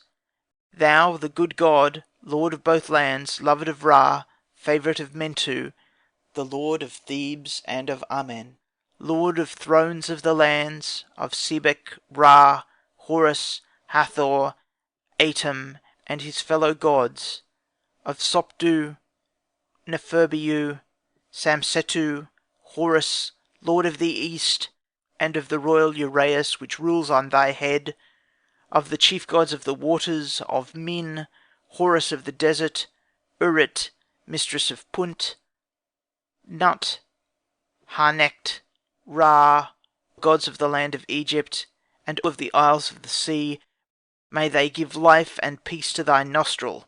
May they load thee with their gifts. May they give to thee eternity without end, everlastingness without bound. May the fear of thee be doubled in the lands of the deserts. Mayest thou subdue the circuit of the sun's disk. This is the prayer to his master of the humble servant who is saved from a foreign land. O wise king, the wise words which are pronounced in the wisdom of the majesty of the sovereign, thy humble servant fears to tell. It is a great thing to repeat, O great God, like unto Ra in fulfilling that to which he has set his hand. What am I that he should take thought for me? Am I among those whom he regards, and for whom he arranges? Thy majesty is as Horus, and the strength of thy arms extends to all lands. Let his majesty bring Maki of Adma, Kenti Aush of Kentikishu, and Tinos from the two lands of the Fenku. These are the princes who bear witness of me as to all that has passed, out of love for thyself. Does not Tinu believe that it belongs to thee like thy dogs? Behold this flight that I have made. I did not have it in my heart, it was like the leading of a dream. As a man of Adahai, Delta, sees himself in Abu, Elephantine, as a man of the plain of Egypt who sees himself in the deserts. There was no fear, there was no hastening after me. I did not listen to an evil plot. My name was not heard in the mouth of a magistrate.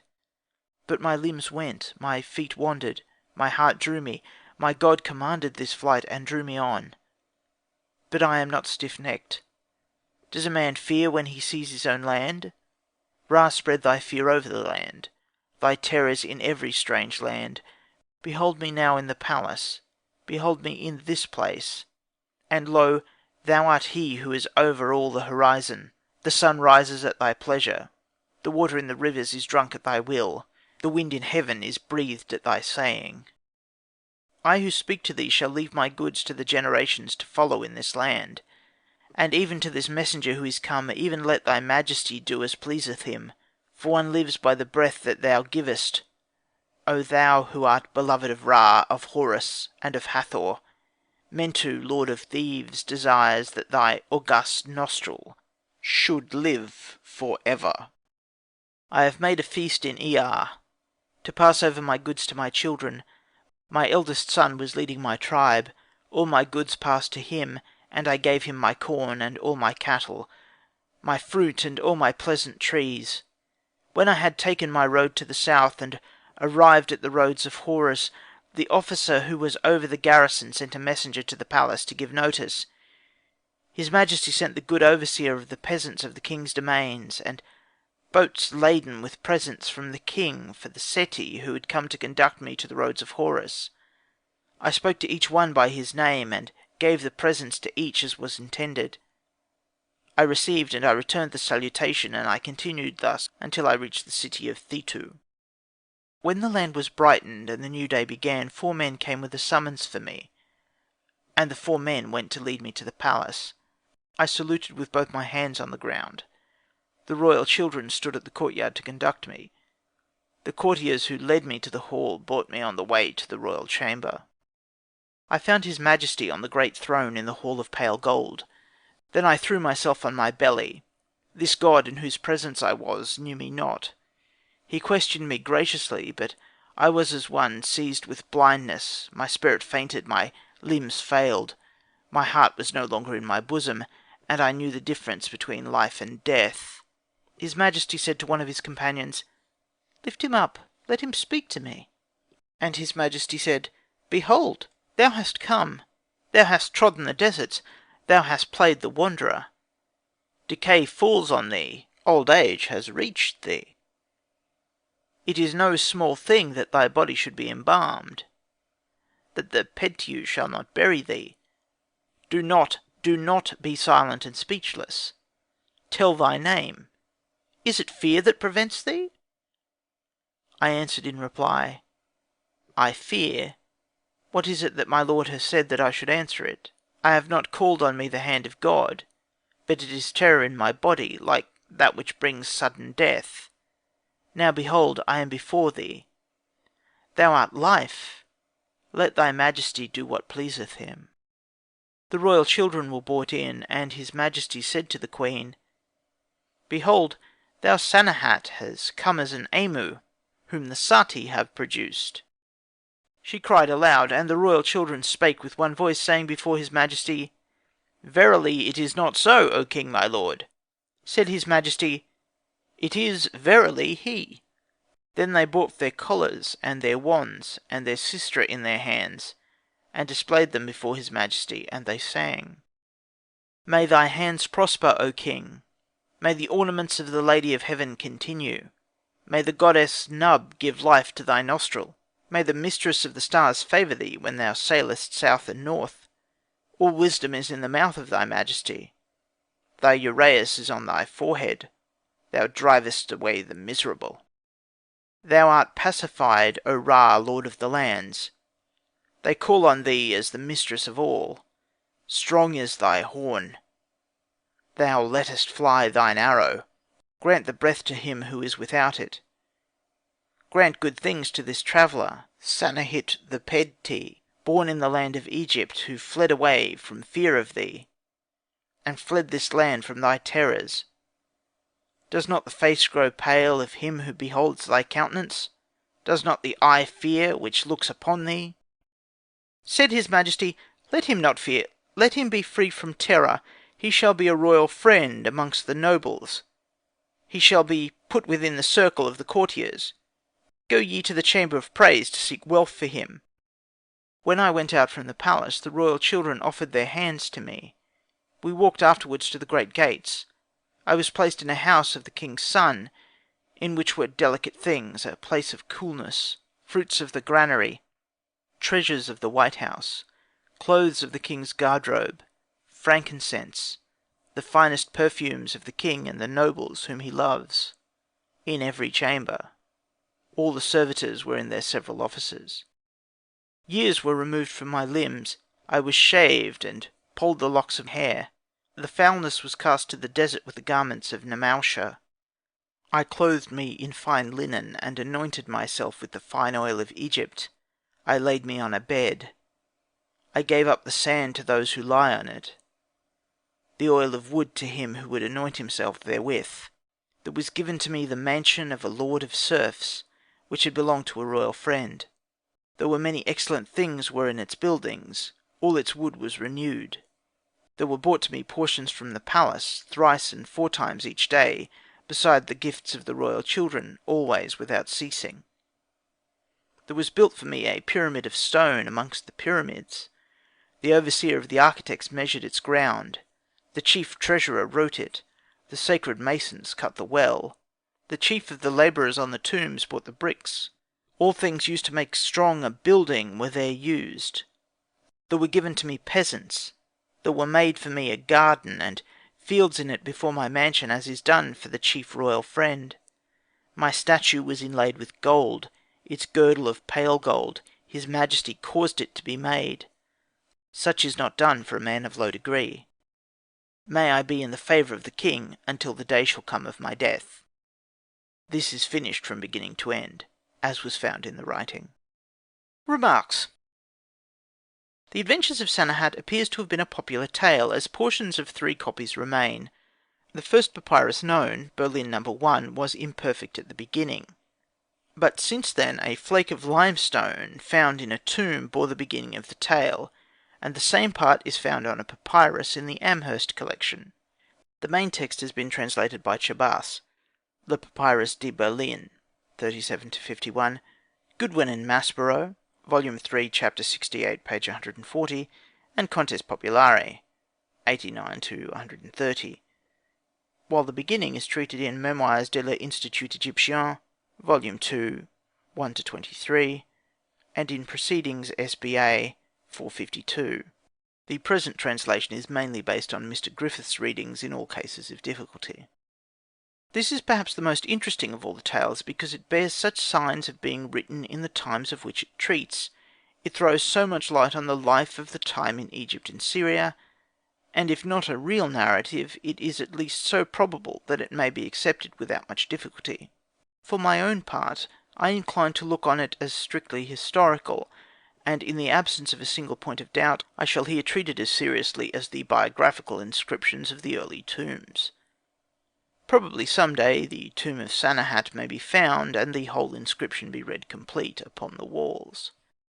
The name Sanehat means son of the sycamore, probably from his having been born or living at some place where there was a celebrated sacred sycamore.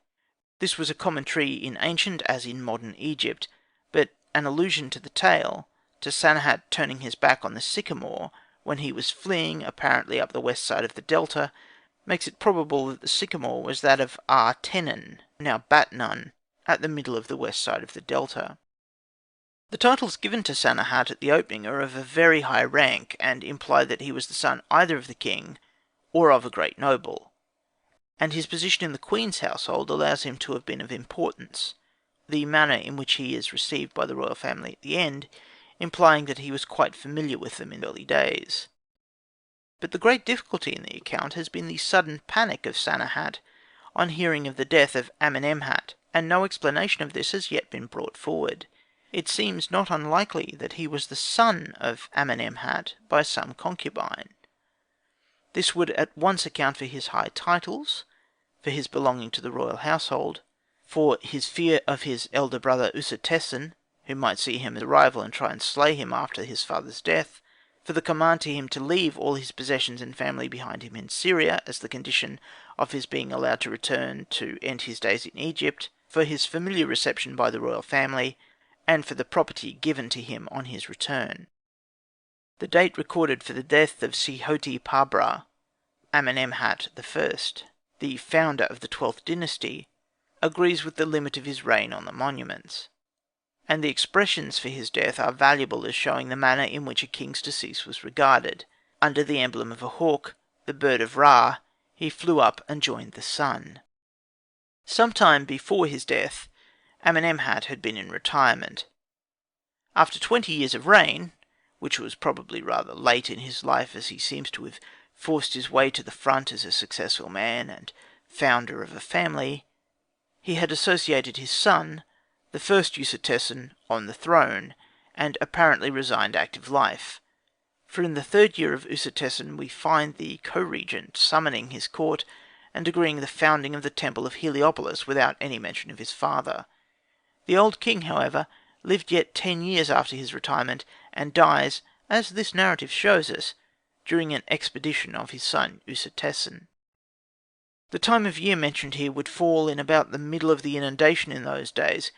Hence it seems that the military expeditions were made after the harvest was secured, and while the country was under water, and the population disengaged from other labour. The course of Sanehat's flight southward, reaching the Nile at Cairo after 2 days' haste, indicates that the army was somewhere west of the delta.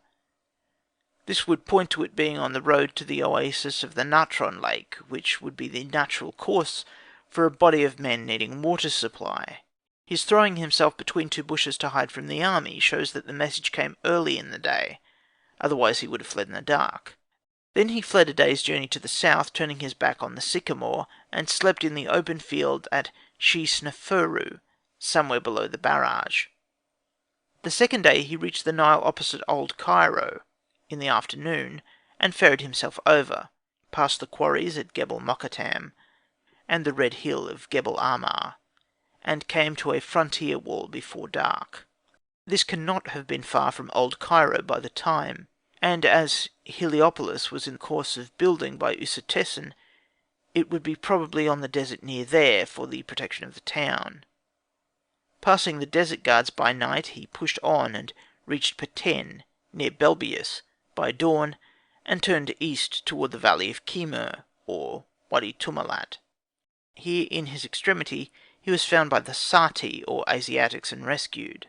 This shows that the eastern desert was left to the wandering tribes, and was without any regular government at the period, though all the eastern delta was already well in Egyptian hands, as we know by the monuments at Bubastis, Didaman, and Tanis. The land of Adim, to which Sanehat fled, appears to be the same as Edom, or the southeast corner of Syria. It was evidently near the Upper Tinu, or Rutenu, which seem to have dwelt on the hill country of Palestine. The hill and the plain of Palestine are so markedly different that in all ages they have tended to be held by opposing people. In the time of Sanehat, the Upper Tinu, who held the hills, were opposed to the Tinu in general, who held the plains. Later on, the Semites of the hills opposed the Philistines on the plain, and now the Falah of the hills opposes the Bedawi of the plain. The district of Amunshi, in which Sanehat settled, was a goodly land, bearing figs and grapes and olives, flowing with wine and honey and oil, yielding barley and wheat without end, and much cattle. This abundance points rather to the hill country near Hebron, or between there and Belt Jibrin, as this south part of the hills is notably fertile.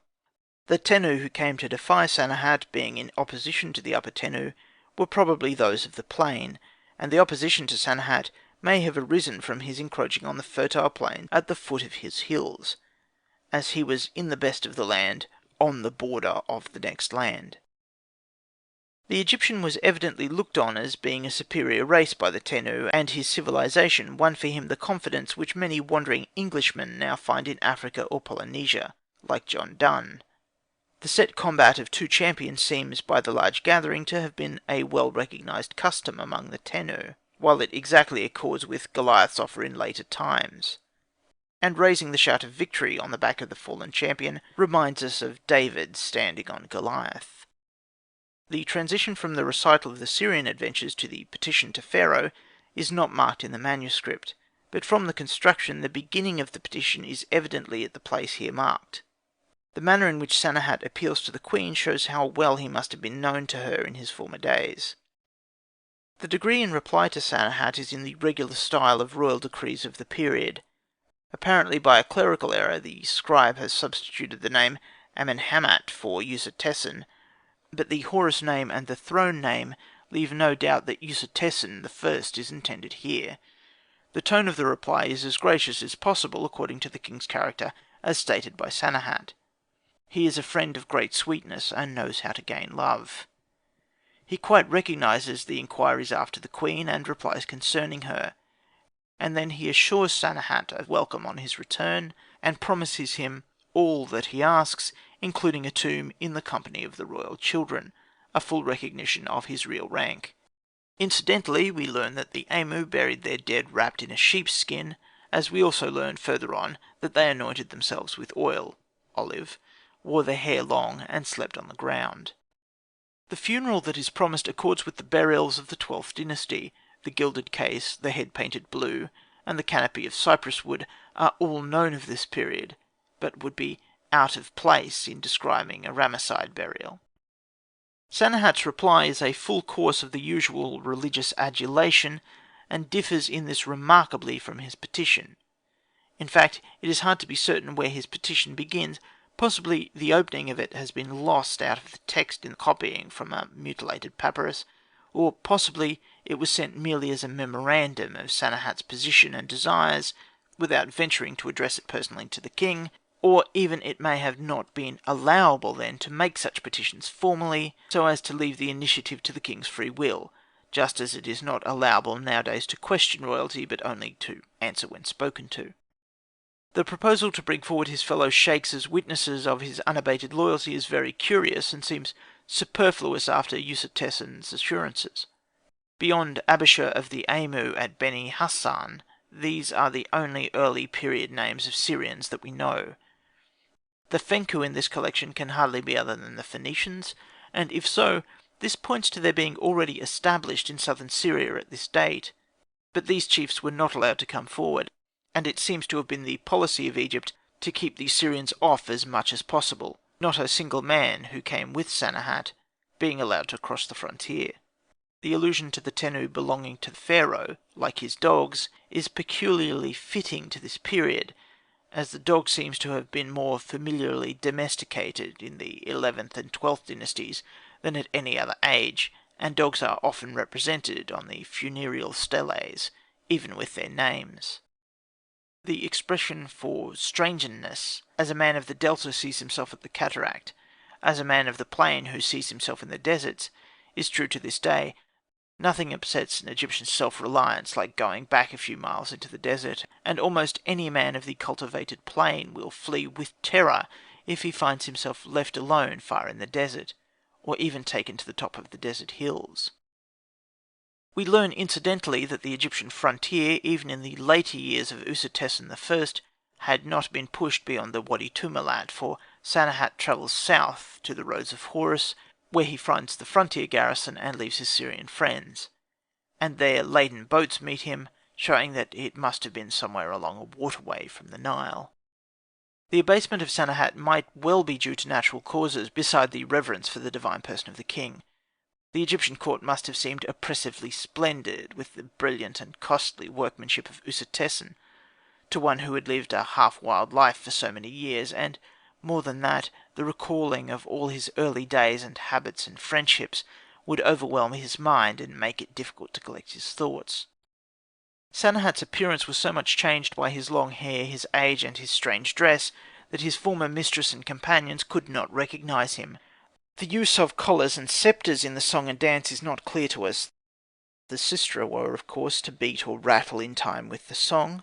The sceptres or wands were perhaps the same as the engraved wands of ivory common in the 12th dynasty, or of blue glazed ware of the 18th, and would have been used to wave or beat time with, but the use of the collar and counterpoise, or menat, is unexplained, though figures of dancers are shown holding a collar and menat, and such objects were found buried in the ceremonial foundation deposit of Tahutmese III at Koptos. This song of the princesses is clearly in parallel phrases. First are 4 wishes for the king and queen, in 4 lines. Second, an ascription of wisdom and power, in 2 lines. Third, a comparison of the king to Ra, and of the queen to the great goddess, in 2 lines. Fourth, an ascription of writing power. Fifth, a petition for Sanehat, winding up with a statement of fear inspired by the king, as explaining Sanehat's abasement. To this the king responds by reassuring Sanehat and promising him position and wealth. The account of Sanehat's renewal of his old national ways can best be appreciated by anyone who has lived a rough life for a time and then comes back to civilization. Doubtless these comforts were all the more grateful to him in his old age, when he was weary of his unsettled life. In the preparation of his tomb, it is stated to have been a pyramid, with rock-cut well chamber and built of bricks above. This just accords with the construction of the pyramids of the 12th dynasty. The last phrase implies that this was composed during Sanehat's life, and such a life would be so remarkable that this biography might be prepared with good reason. Also, it is very unlikely that a mere storyteller would have dropped the relation without describing his grand funeral which was promised to him. From suddenly stopping at the preparation of the tomb without going further, we have a strong presumption that this was a true narrative, written at Sanehat's dictation, and probably intended to be inscribed on his tomb wall. In any case, we have here an invaluable picture of life in Palestine and in Egypt, and the relations of the two countries, at an epoch before the time of Abraham, and not paralleled by any other document until more than 1,000 years later.